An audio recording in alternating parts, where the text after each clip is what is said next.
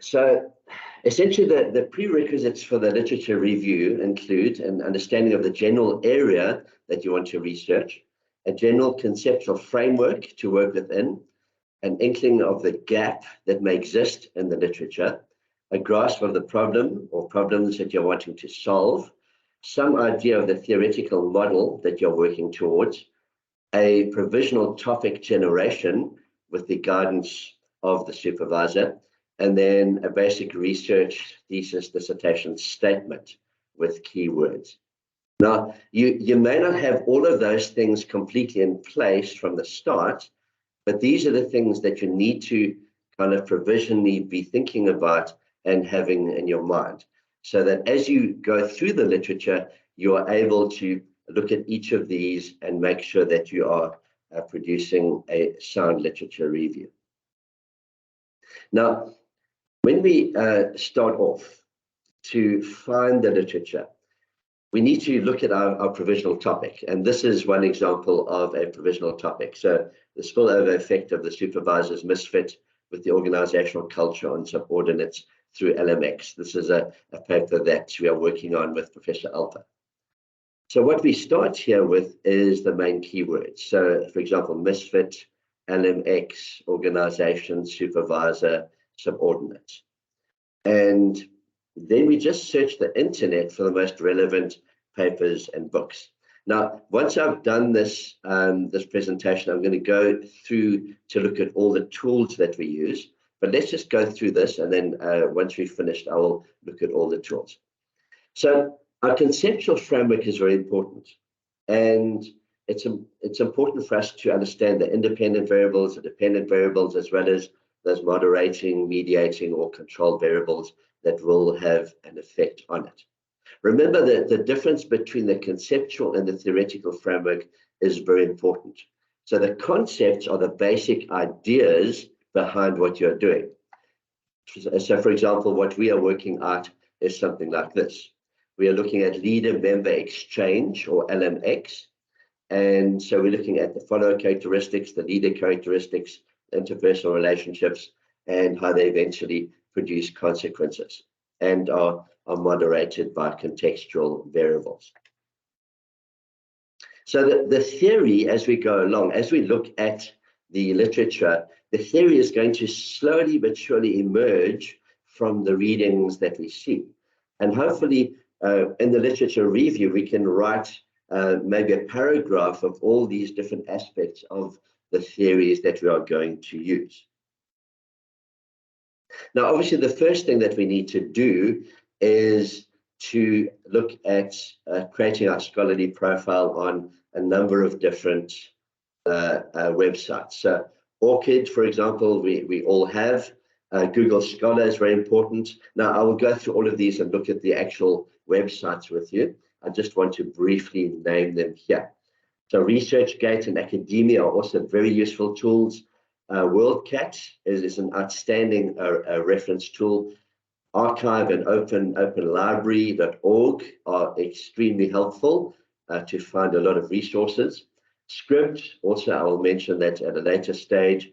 And then the more scholarly papers are from Semantic Scholar, Full Papers, the Network Digital Library of Theses and Dissertations, and then the Open Access Thesis and Dissertations, Theses and Dissertations, where no registration is required. So I will come back to these once I close this and come and show you the actual websites, and then we can talk through them as well.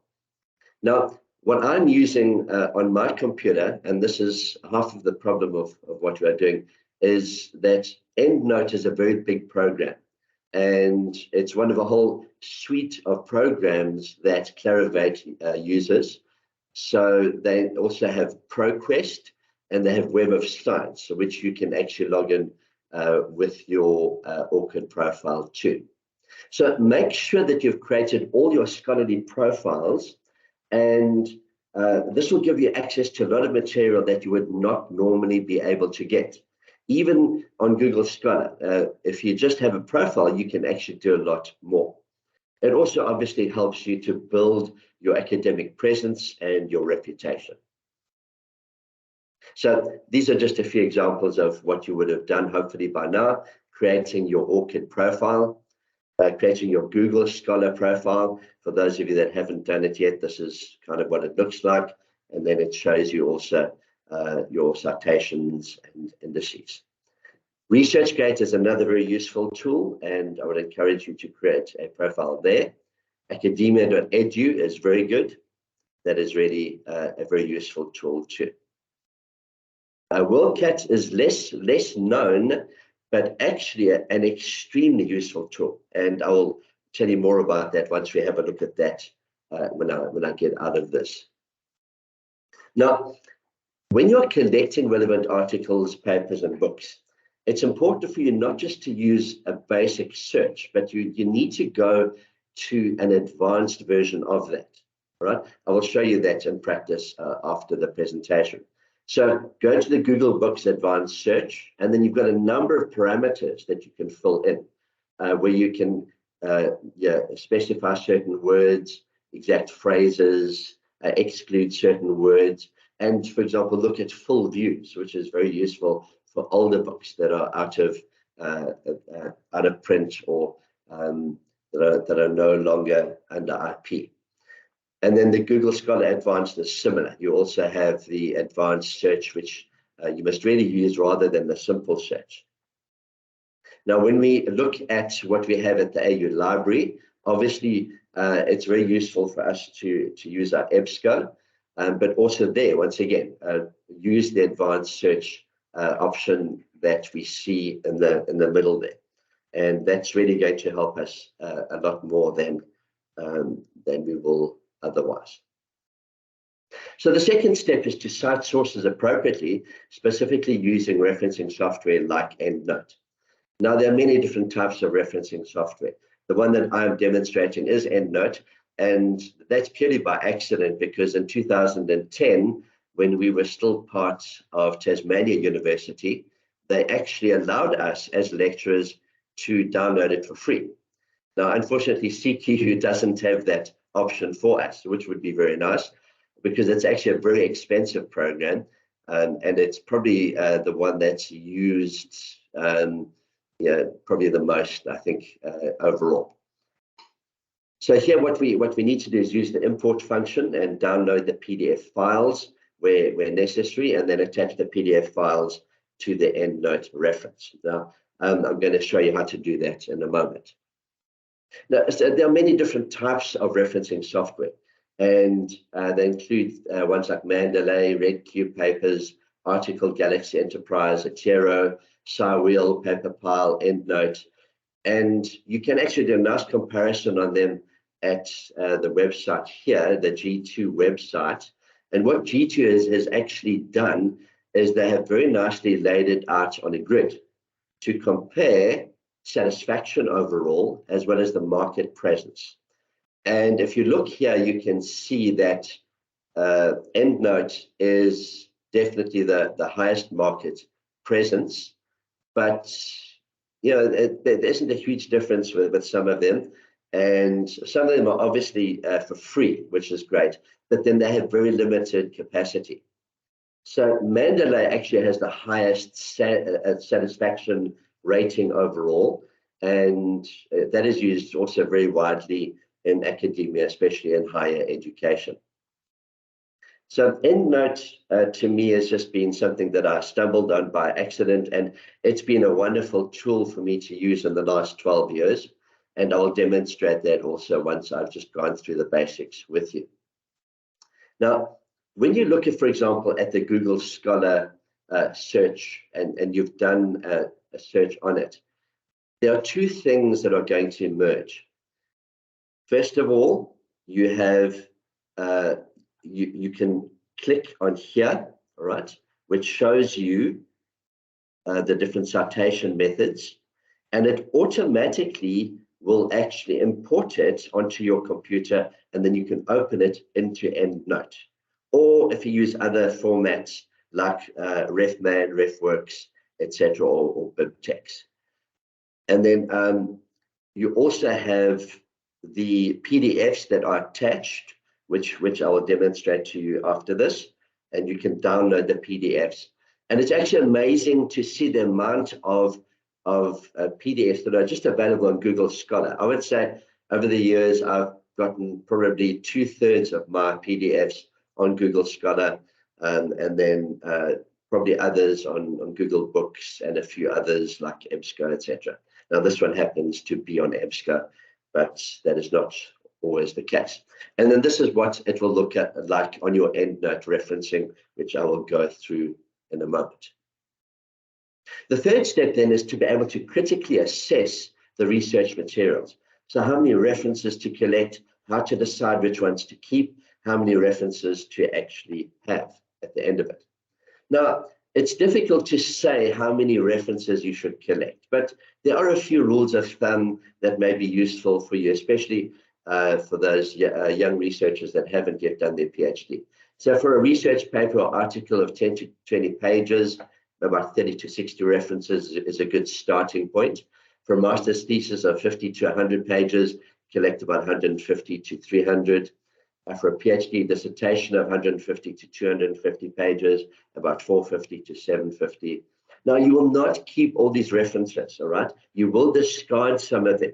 Just as you clean your data later on, once you've collected that, you will also clean your references at the beginning, because you don't want to clutter it up too much. And every reference that you have, you should at least refer to it in the text of your research, whether it's a paper, dissertation, or a thesis. And the good ones you will also then quote from, and those will hopefully be the best ones. So how do we decide which ones to keep? Well, read through the abstract of each paper first, scan the paper, read the conclusion, see if it's relevant and useful to the topic.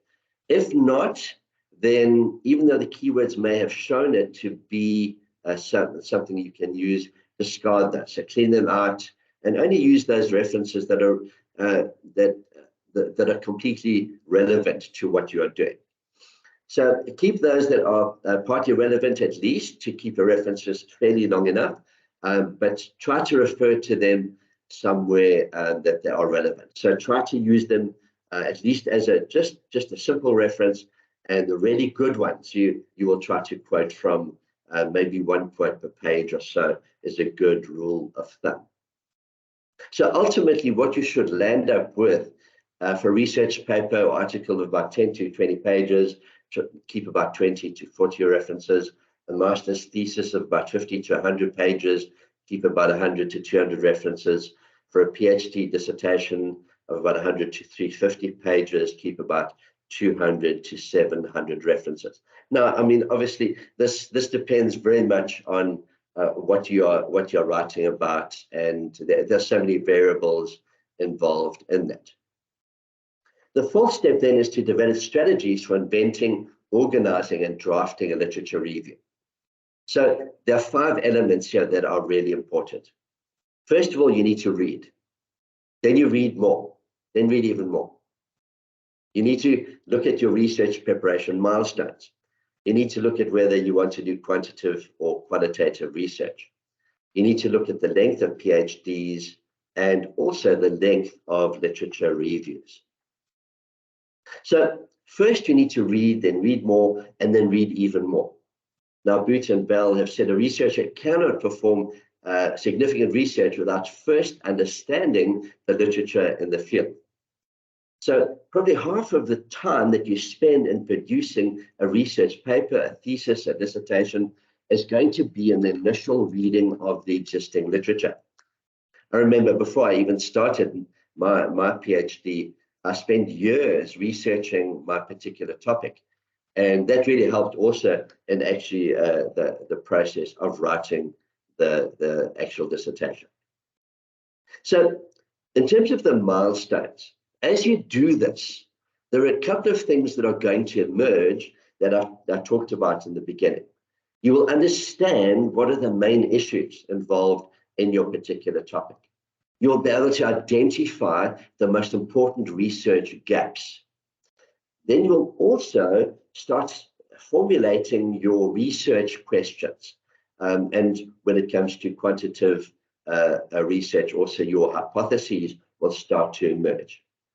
It will also guide the direction of your research, so that as you see what the literature is saying, you'll discover maybe some of them are saying what you've said, but there may be other areas that you need to explore. And then obviously you will also, through this process, start to be directed to either qualitative or quantitative research. By the way, you don't choose your research method. It chooses you. So through reading, you will see which will be the best way to do the research. And you must not try to squeeze it into one or the other. You must let it be a natural evolution, so it can guide you to see where you will actually and how you will do your research. Now, I don't want to spend too much time on quantitative or qualitative methods, but basically your quantitative research is based on deductive hypotheses. It will simply research. It will support your research topic and what you are trying to show. We don't say that we prove anything with research, all right? But we are trying to support a particular set of hypotheses, and that will emerge through this reading process. Now, as you go through the reading process, try to arrange your references to correspond to each of your emerging hypotheses, if it shows that you're heading towards quantitative study. And then ultimately, what you also are going to try to do is write at least a paragraph to motivate the use of each of your hypotheses. And so that will be this natural evolution of how your literature review will develop.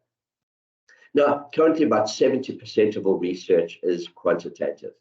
And so probably using the Pareto rule, you will most likely land up with quantitative study, because most research is based on other research, and there's very little that is really, we can call it, new. But when we look at qualitative research, it's more inductive. But here we are also guided by research questions, all right? And ideally, qualitative research should be to avoid bias as much as possible. So we are trying to see what is out there, all right? So whatever the questions are that we are developing, try to find answers to those questions. So as we do this reading, our research questions will emerge, and we will gradually be able to understand what are the main questions, how they've been answered in previous literature, and where we should maybe alter our questions and adjust those as we go along. And then when you are actually preparing to write your literature review, probably at least a paragraph should be dedicated to each of those emerging research questions. So you are going to be able to justify not only your hypotheses from the literature, but also justify your research questions from the literature. So currently about 30% of all research is qualitative. So most people go for the quantitative approach, but some try to do qualitative. Now, if you look at the overall length of PhDs, especially for those of you that are heading in that direction, we see that the average length of a PhD dissertation around the world is about 200 pages. Now, the German universities generally limit it to about 100 pages, just as the Germans like to be brief and concise. Harvard University restricts its length of PhDs to between 100 and 300. And then Cambridge University allows up to about 350 pages. Now, obviously, this depends on the field that you're in, the kind of research that you need to demonstrate, the length of your appendices, et cetera, et cetera. More scientific papers probably would be a little bit longer. Now, quantity is not the same as quality, but obviously it mustn't be too short. You can't write a PhD of 50 pages. So just make sure that you are heading in the right direction. In terms of the length of literature reviews, once again, we can just give some guidelines. In an article or paper, you're usually looking at 1 to 2 pages. in a thesis or dissertation about 10 to 20 pages. So here you need to have at least one good quote per page and one good reference per paragraph. The literature review is not just a list of studies. So you're not just listing, okay, these are the people that have done research in this area. It actually follows an argument. It's the golden thread in the literature review, where it offers an argument from a body of research to say, these are the hypotheses, or these are the research questions that have been used by other people. And so you draw from those as existing bodies of knowledge. Remember, very little research is done from a 0 point. You are always building on what other people have done, even though your field may be quite new or it may be groundbreaking. So we stand on the shoulders of giants, and none of us can claim to be great researchers unless we actually have done that. And there's so much that our predecessors have done that we can make good use of. Now, the last section here, before we get to the practical demonstration, is to look at completing the literature review process, the planning, the time, the reading, the writing, the drafting, the reflection, and the editing. So we're going to look at what is a literature review, the steps for writing a literature review, planning the literature review, reading and researching, questioning the readings using the PQRS method, the full analysis tasks of the literature review, the research questions, the drafting, some tips on revising, saving your references, and then just summarizing the process. So what exactly is a literature review? Well, it develops an argument by summarizing, by presenting key information, and by synthesis, so reorganizing that information. It distinguishes what has already been done and identifies what needs to be done. The key developments in the literature actually are demonstrated. How your work connects with the current literature also needs to be explicit. And then it provides us this framework where new findings are compared to previous findings presented in the literature. And then this obviously later on also takes place in the discussion section of your thesis. So the steps for writing a literature review: planning, reading and research, analyzing, drafting, and revising. So in terms of planning, our focus, we need to look at the specific thesis, problem, or research question that the literature review helps to define. So identify a focus that will allow you to sort and categorize information and eliminate irrelevant information. Don't try to pad your bibliography with unnecessary and irrelevant articles and books. All right, discard those from the start, unless you think maybe this guy's got some idea that I can explore, and maybe I can actually benefit from that at a later stage. Then we need to look at the different types. So what types of literature review you're conducting: theory, the methodology, the policy, quantitative, qualitative, the scope. What is the scope of the literature review, the types of sources that you're using, and then the academic discipline. So obviously what fields you are working in. So then our reading and researching is really important. Collect and read the material, all right? Summarize the sources. Who's the author, the main purpose, the author's theoretical perspective, the research methodology, the intended audience, the principal points, the conclusions, the thesis, the contention, the questions, the author's position, how the study relates to the other studies of the problem or topic, how the study adds to your project, and really try to stick with only relevant books and articles. Now, I'm not suggesting that you must discard a huge amount of articles, because sometimes your topic will start off as something and land up as something very different. So if you have any doubts, if you think this guy may have something that may be useful, keep it. But if it's really not something that you will ever refer to again, discard it. So as we look at grouping the readings together, we need to look at the shared themes, ideas, or issues presented, look if there's a gap missing somewhere. And often that gap may be different to the gap that we originally started with. So our gap that we thought was missing actually may be filled by the literature review somewhere. And somebody may have actually done what you are thinking of doing. But you may then find another gap, which the literature will then show you. And so you can change the gap and change your topic accordingly. Then you need to look at what trends and developments are evident in the literature and what theoretical approaches that you have identified. Now remember, there's a difference between the conceptual and the theoretical approach. The concept is the basic idea, and the theory is the actual theories that have been developed through research. All right. And both of these are very important for us to keep separate but understand simultaneously. Now, using the PQRS method, we preview. So we do the preliminary reading the abstract, the introduction, the first sentence of each paragraph, and the conclusion. And we only read it thoroughly when you're certain that the information is relevant to your research area. So this is a good way that we can discard the ones that are not relevant. And then we ask questions, all right? What do you need to find out? What are the main questions and conclusions of the paper? Are there possible alternative interpretations of the literature?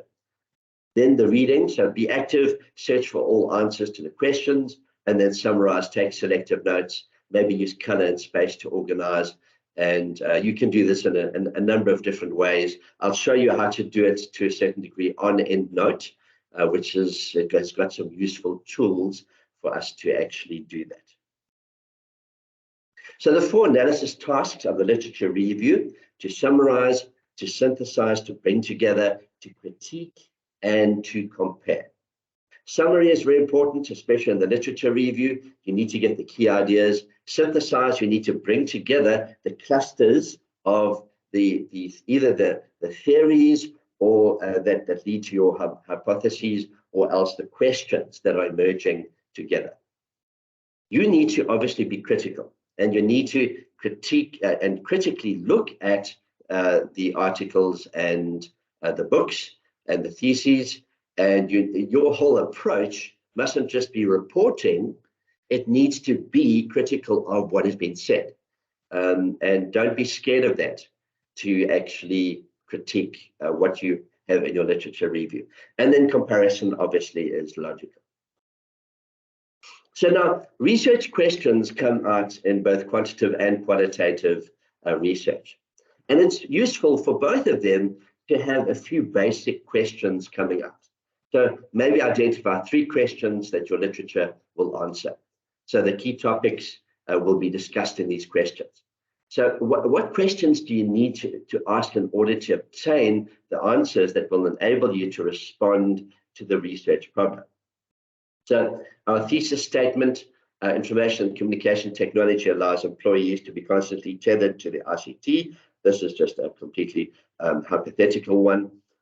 And then we develop 3 really important questions. So what are the intended consequences of ICT use? What are the unintended consequences of ICT use? And then how does ICT use allow employers to expropriate from employees? Once you've got your basic questions, you can then start seeing, okay, is this going to be quantitative or is this going to be qualitative?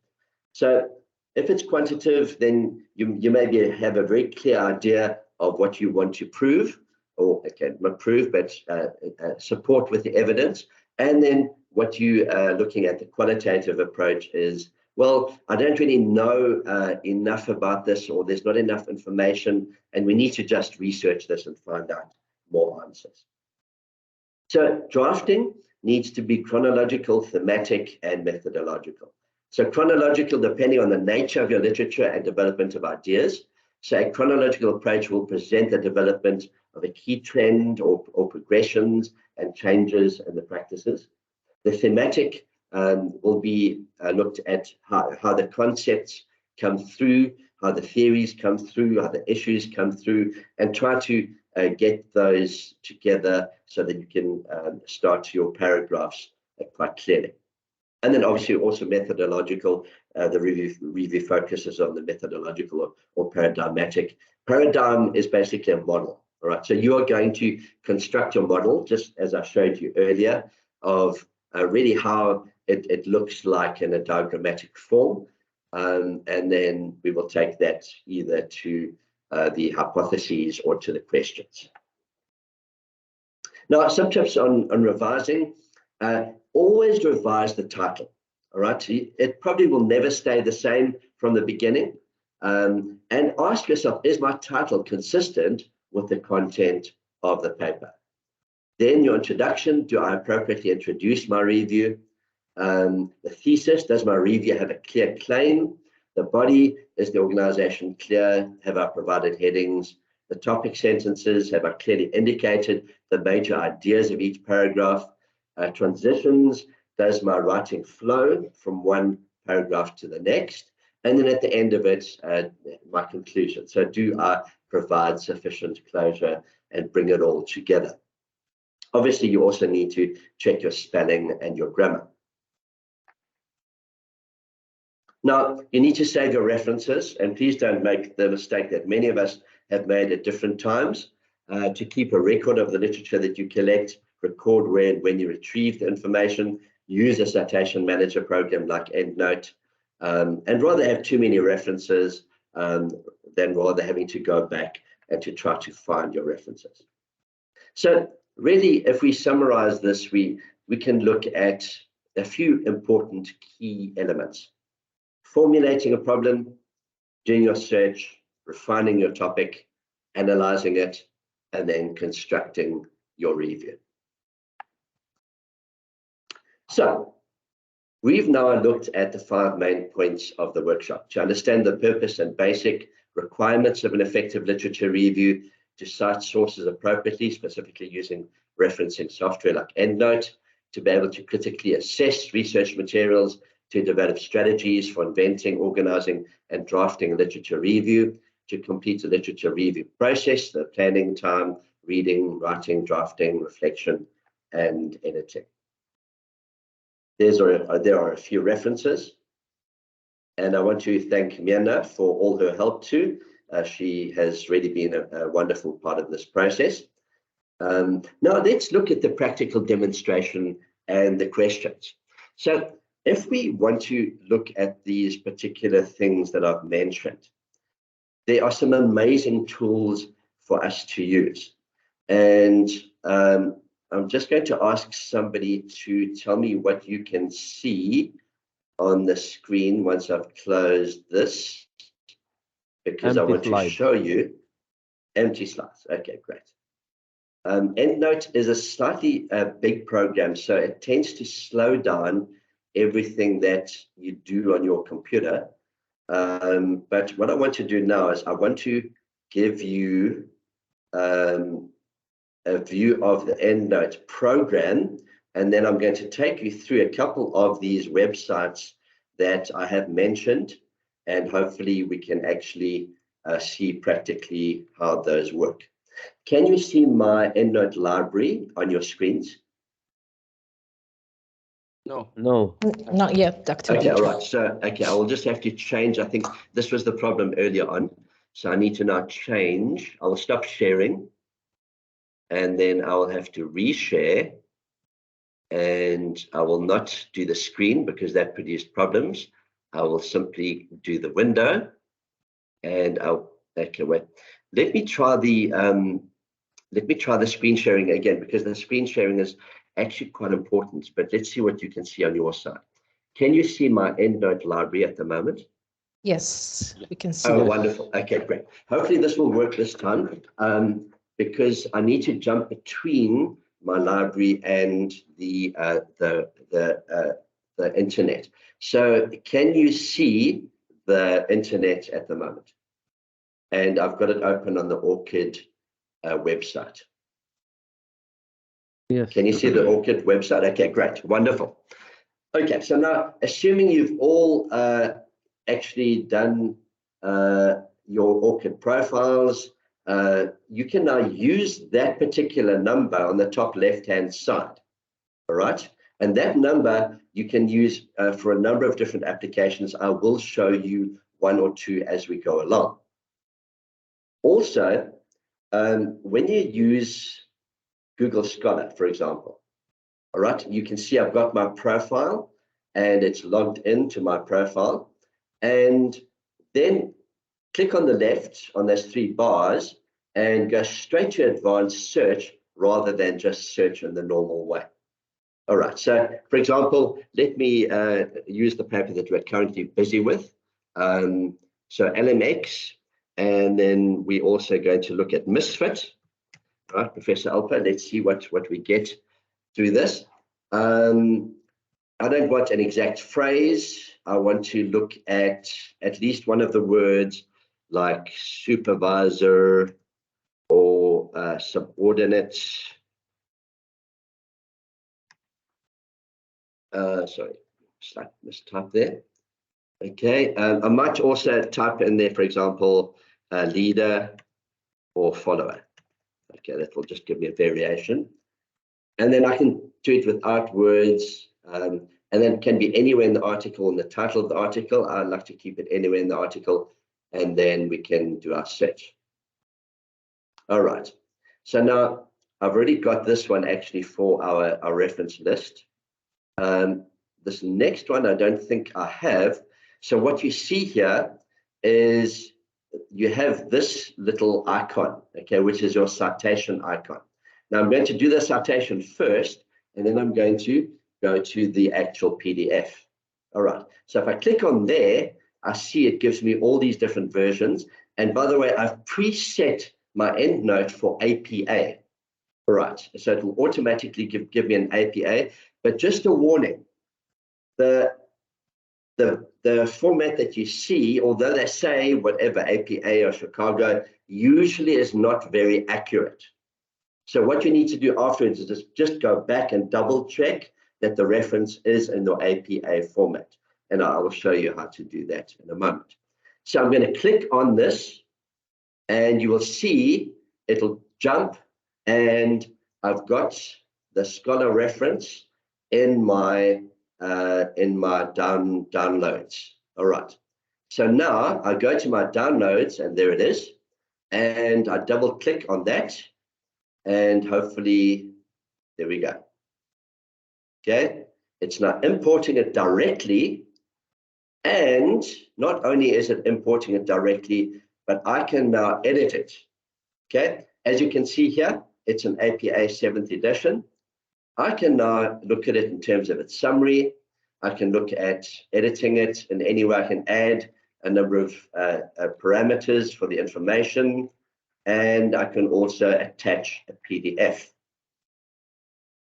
Now, let's go back to our Google Scholar page. So I've cited it now. Okay, remember we used that. I now go to my research, my PDF, and this particular reference doesn't have a PDF, but this one does. So what I'm going to do then is I'm going to access it, and then I'm going to download it. Now you can see this particular one is actually from ResearchGate, all right, which is a very useful tool. And I can see here that it has downloaded, so I can now work with it. So what I do here in my EndNote is I click Attach PDF. That will go then to my downloads, and I can see there is the article, and there I've imported my article. All right. So if I just go to all my unfiled articles, I can click on there, and then it will show me that it's been saved. I go back to it there, and that's all well. Okay, that's been saved, that's fine. There's the summary of it. And then if I need to check the parameters, I can add in publishers, I can put in the supplement, etc., etc. And the useful thing now is I can now work with it, all right? So I can attach the PDF directly to this reference. I can also open it, and I can work with it as a PDF. So there it is, very useful. and I can just play around with it and do whatever I need to do with that particular reference. I just want to show you one or two little things that you can also do. If you go here, you can give it a rating, for example. So if it's a really good article, what I'll do is I'll give it a 5-star. All right, so I can really see just by looking at my list of articles, which are the really good ones. And my 5-star articles, 4, 3, 2, 1. If you only give it a 1-star, probably you should get rid of it eventually. You might want to keep it just to be safe. But your 5-star articles, hopefully these are the ones that you're going to quote from. Your 4-star articles are the ones that you will reference. Your 3-star are the ones that, well, you'll probably keep, but maybe just once or twice include them. 2-star, you're thinking of getting rid of them. And then 1-star, basically, you don't really need that. You don't really want that. Okay, now I'm going to come back to this in a moment, but let's just look at some of the other tools that I've mentioned to you. So ResearchGate, I've mentioned to you, and once again, there's some amazing tools here. And I would really encourage you to add your profile, to create a profile here, and to start researching. The other one that is parallel with that is academia. Now, ResearchGate is based in Germany. Academia, I can't remember where that is based, but academia is really nice in that they also have a function where you can share your articles if they are provisional articles that you want to, as a draft, get feedback from people from all over the world. And then they can actually be part of this project of this process, and you can get some amazing feedback from that. Then we have WorldCat, which is something that very few people know about, but it's a very useful tool. And it shows you, for example, where you can find different aspects, different references. So if we use LMX again, and we look at Misfit, I just want to show you one or two things here from WorldCat that will be useful to you. And actually, what WorldCat does, it also takes your current location, and it shows you where you can get hard copies of particular references or books. All right. So if we click on this one, for example, Great Minds Think Alike, then we can get some very interesting information from that. And I'm just going to scroll down a little bit. Sorry, it's a little bit slow because EndNote is such a big program, and sometimes it hangs a bit.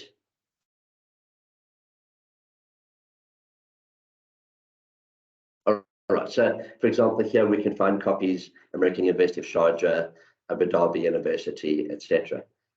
Places that are even a UK. All right, so this particular book or article is found at the American University of Kuwait. So if you can't access it online, you can take a trip in your car and ask them if you can get a copy of that. Then we have two other resources that are also very useful: Internet Archive and its sister, which is Open Library. Now, this is mostly for books that are no longer under IP laws. All right, so usually that are I think it's 80 years old or more. But there are actually a lot more, even some that are currently under IP laws that have been printed fairly recently. You will be surprised what you find in these two. Now, usually these two have the same content, but I have found some differences. So often I've looked at Open Library and then I've gone to Internet Archive and I've found something there. So you can do a search here once again. All right, the advanced search is obviously the best one to do. And colleagues, you will be amazed at what is available, even stuff that is fairly recent that has been published in the last couple of years. So Internet Archive, their goal is basically to have all intellectual property connected through this particular website. And unfortunately, some of the articles you can only read online. You can't download the PDF. Others you can only borrow and use for a while. There are restrictions in terms of what the authors or what the publishers have insisted on. Then we have another very useful tool, which is Scribd. Now, Scribd allows you to upload articles and then you can download other articles. You will be surprised at the amount of free stuff on Scribd. Now, I do subscribe, so I do have a profile here, and wow, it just continually amazes me in terms of what I find on Scribd. Then the more scholarly article repositories include Semantic Scholar. All right, as you can see, I've got my profile there. Then there's full papers, very useful as well. Not always, they don't always have full texts, but sometimes they do, and that's quite useful. NDLTD is also very useful. And then open access theses and dissertations. All right, once again, you can use the advanced search option to look at various aspects. Now, when we look at, for example, Google Books, I'm just going to jump there and then come back to the Clarivate articles. I've done a search here. Just like with Google Scholar, you can get amazing things on Google Books. Also, mostly books that are that have expired, where the IP has expired. But once again, you can download the PDF here, right? So you can actually get a whole PDF of that book. I'm not going to go through the same process again. I think you know by now. And then if you go to about this book, then you can actually go to the bottom and you can get your EndNote reference for that. Okay, which is then here, which you can then open in the same way. All right, we've talked about the AU EBSCO. All right, so now let's look at the range of Clarivate products. Now, Clarivate, unfortunately, as a private company, have managed to hijack a lot of information on the internet. And this is, as an academic, a little bit worrying. As a libertarian, I'm very worried about the control that these large companies have. Another great reference is Hathi Trust, which I'm not going to promote here at all, because they restrict it not only to Americans, but often they restrict access, and you've got to pay a lot of money to have access to them. And I have a moral objection to them.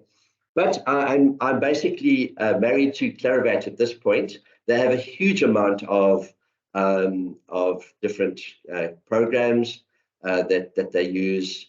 And then obviously a Web of Science we've talked about. You can log in with your ORCID account. All right, so you log into the sorry, where are we now? A Web of Science. All right, and then you eventually create your own profile here, and then you can access also a huge amount of things. One nice thing about EndNote is that it also has an online facility, so you don't need to download it onto your computer because it really takes a lot of space. And so, yeah, it's very nice to be able to use it, but it's obviously a lot more restrictive, and there's less that you can do with it in terms of actually operating it the way that I have been operating it.